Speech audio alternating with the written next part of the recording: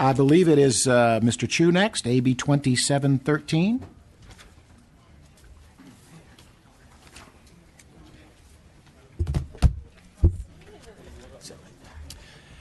Good afternoon, colleagues. Let me first state at the outset I want to accept the committee amendments and appreciate the work of the committee on this issue. AB 2713 would help to advance energy storage solutions in our state by requiring the development of a state energy storage permitting guidebook, as well as requiring cities and counties to accept the online submission of permit applications for energy storage installations. We all know our state has been and should continue. Move the bill. Thank you. Appreciate that. Our state has been and should continue to be a leader in this area.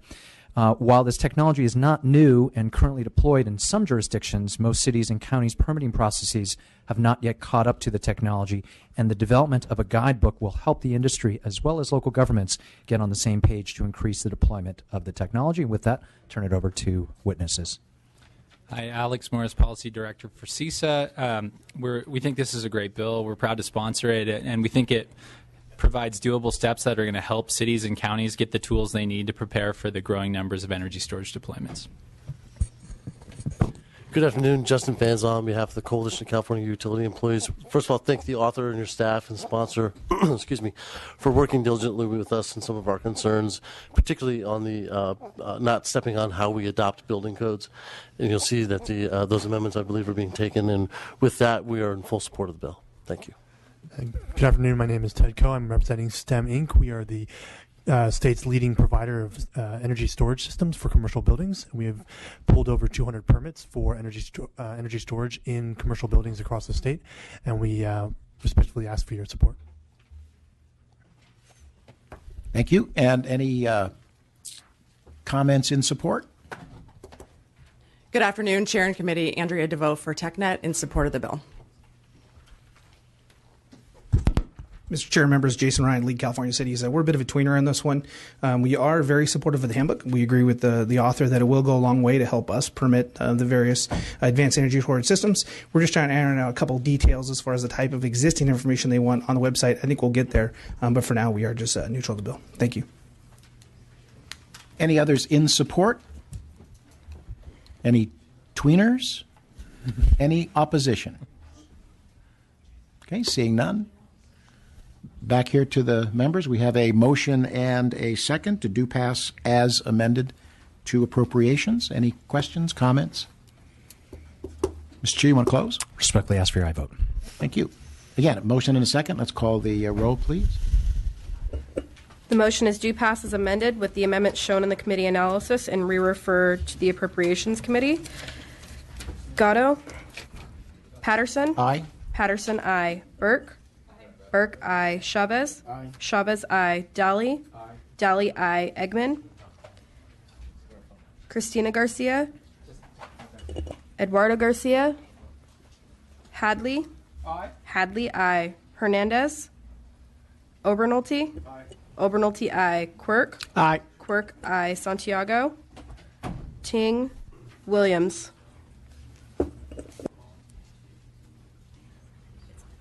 Call. Mr. Chair, it's on call. We'll hold it open for other members. Thank you, colleagues. Thank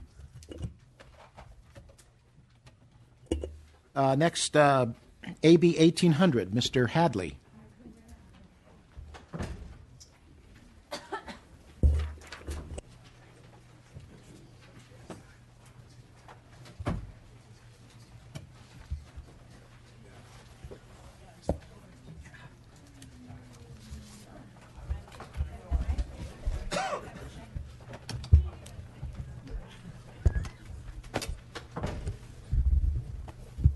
Thank you, Mr. Chair.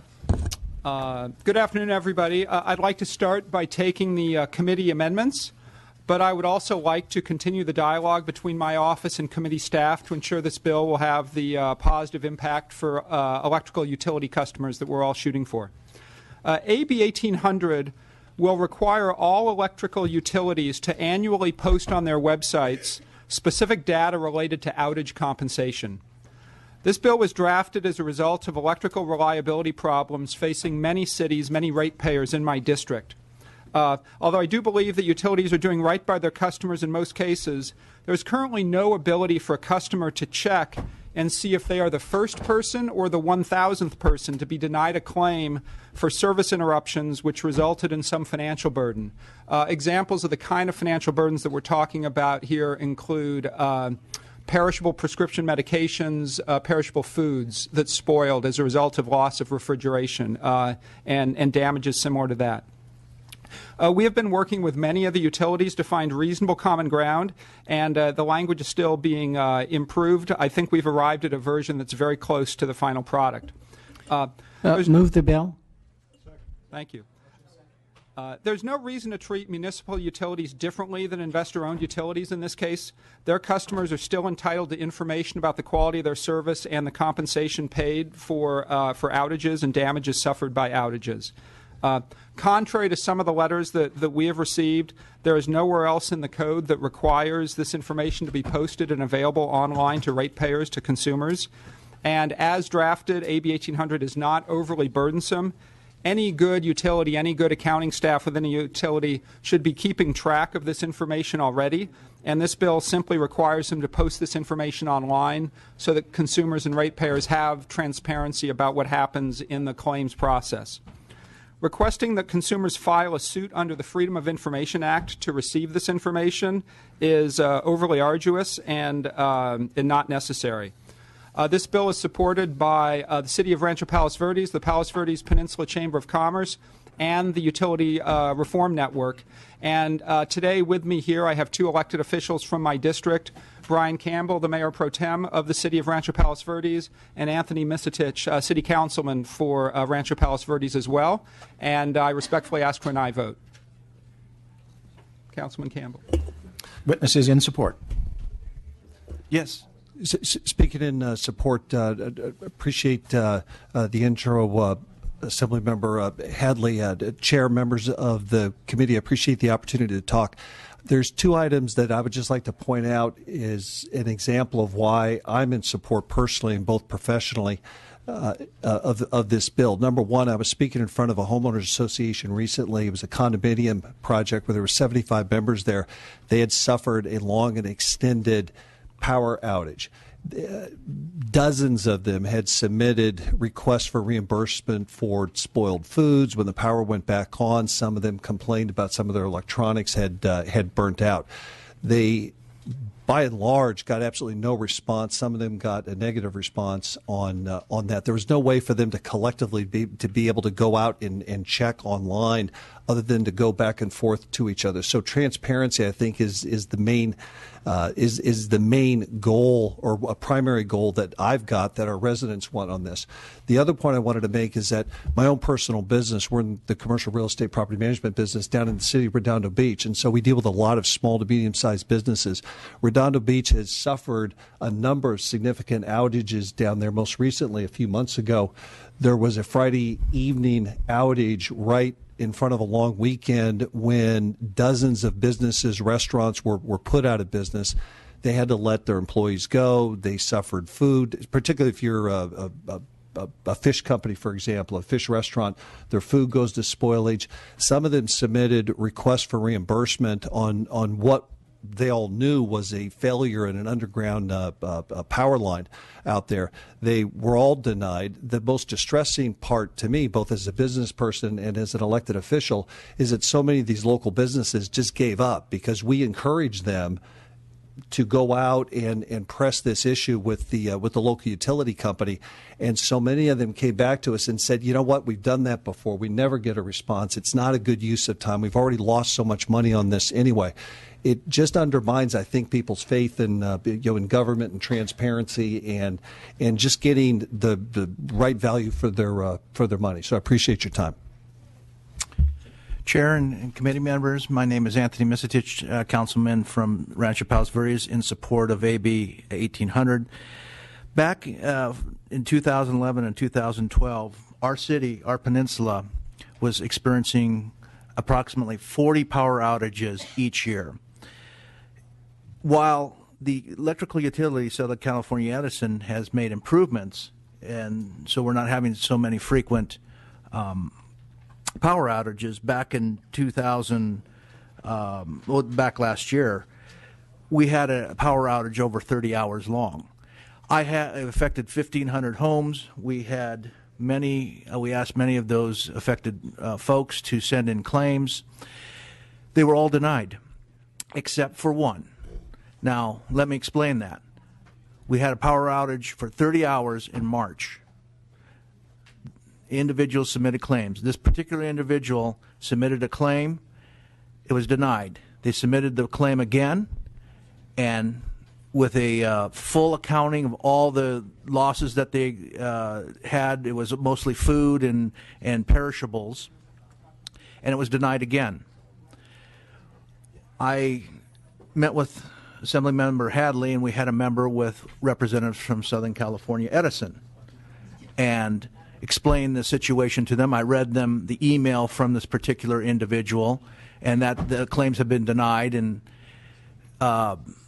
we then had a subsequent meeting right after that, about 2 or 3 weeks later.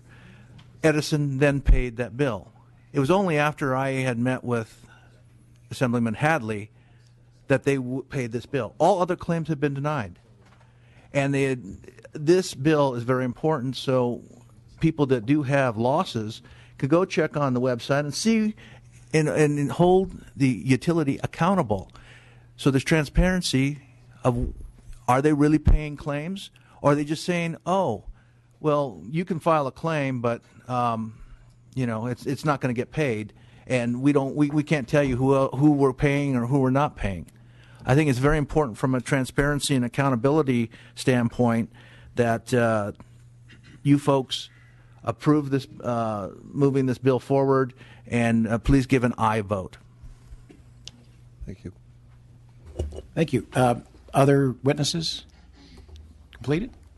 All right. And are there others in support, please? Witnesses in support.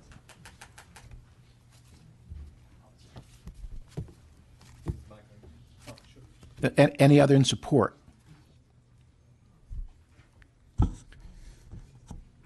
All right. Opposition, please. Testimony. You can do it here. Thank you. Formal opposition.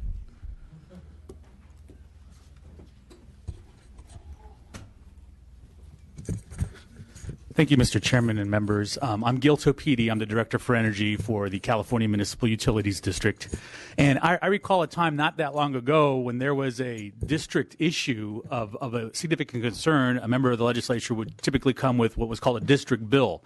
It sounds like what we have here is a district problem that's kind of being spread over by the creation of a brand new public utilities code that brings in locally owned utilities that I hope Assemblymember Hadley, that your witnesses who are elected officials would appreciate.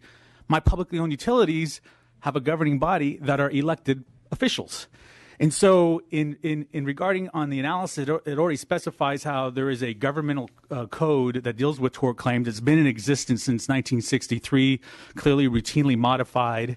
That is the division of state law that requires public utilities that within 45 days, if we're going to deny you your outage claim, we have to respond in writing.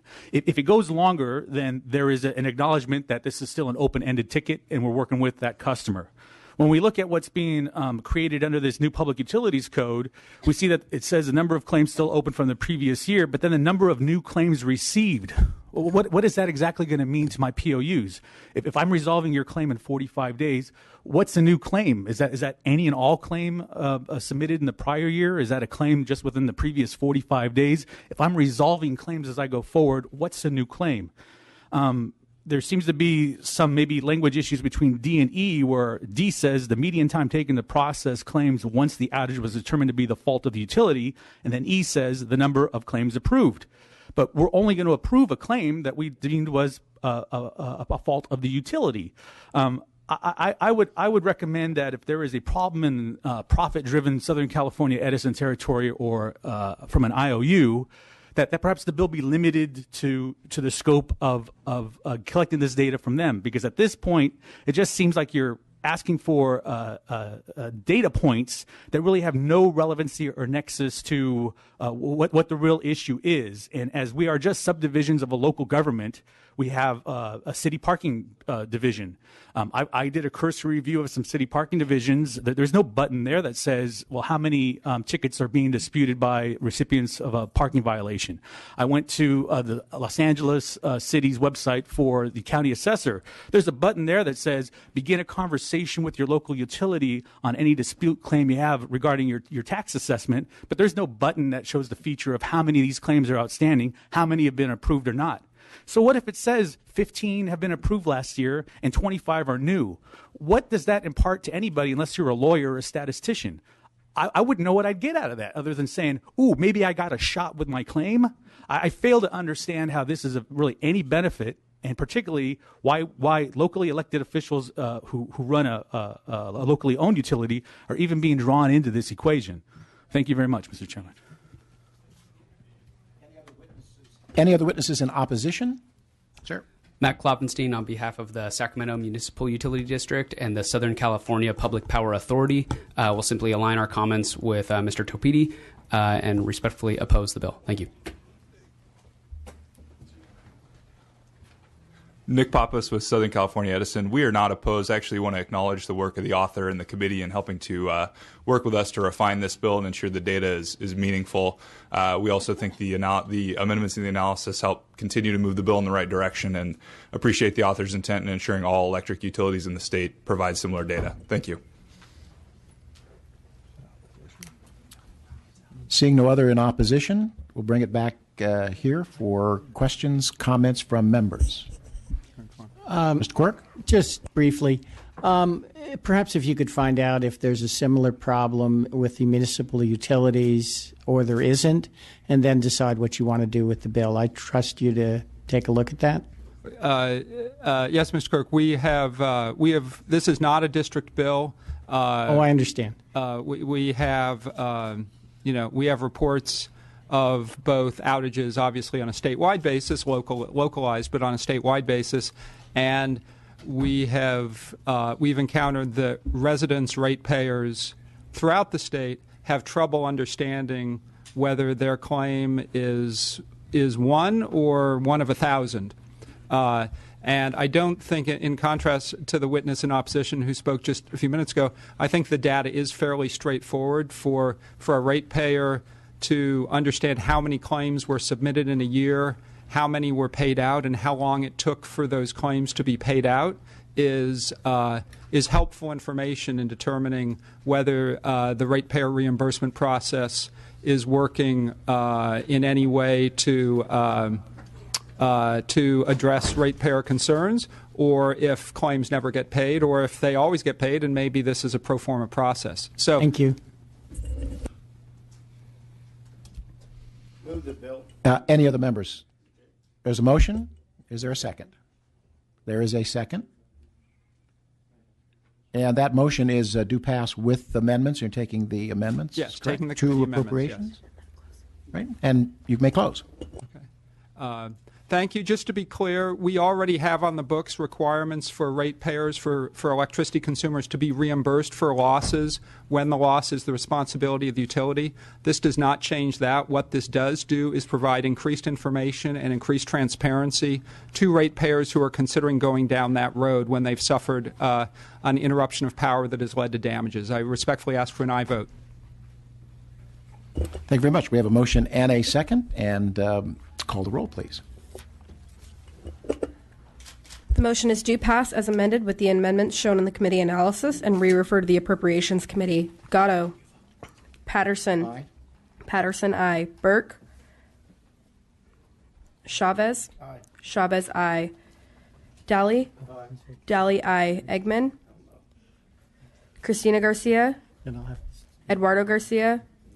Hadley. Aye. Hadley, aye. Hernandez. Obernolte. Aye. Obernolte, aye. Quirk. Aye. Quirk, aye. Santiago. Ting. Williams. Aye. Williams, aye.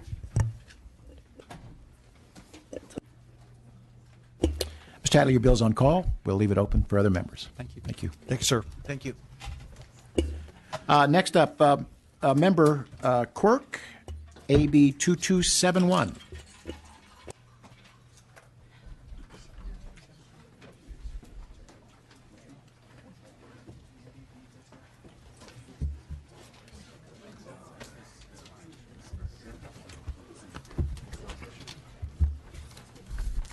Good afternoon, Mr. Vice Chair and members. I'd like to thank the Chair and committee staff for the work on this bill. AB 2271 requires the California Public Utilities Commission to conduct an independent peer review of research programs proposed by an electrical entity and publish the results on the Public Utility Commission's website. All projects that fall under peer and EPIC programs are exempt from this bill. They already have sufficient review. The goal of independent peer review is to obtain an independent third-party review of scientific technical work product from experts who have not substantially contributed to its development. There is need for more visibility in the interaction between the commissioners and regulated utilities.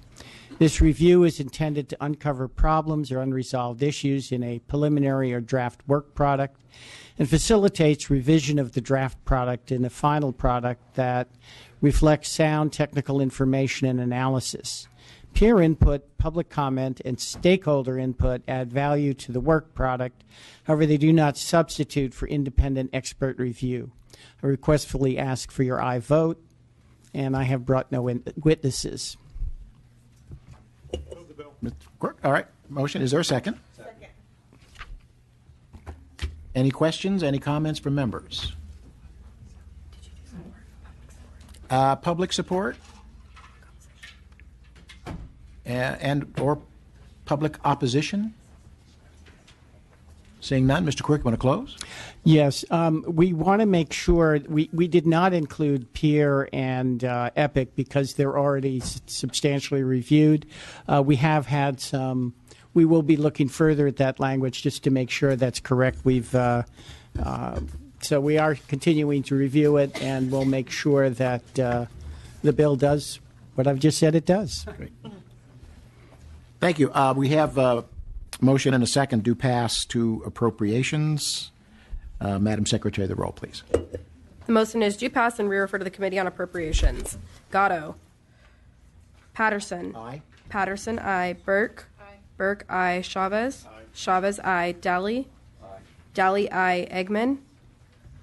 Christina Garcia. Aye. Christina Garcia, aye. Eduardo Garcia. Hadley. Aye. Hadley, aye. Roger Hernandez.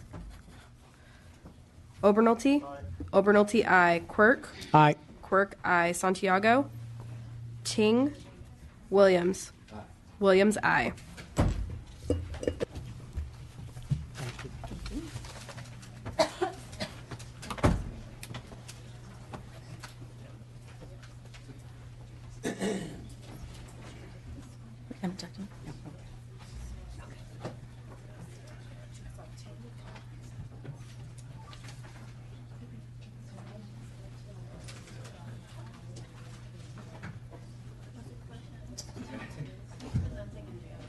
Now that Mr. Quirk, your measure's passed. We'll leave the roll open for others who want to add on. Thank you. Let's take up consent calendar next. Move consent.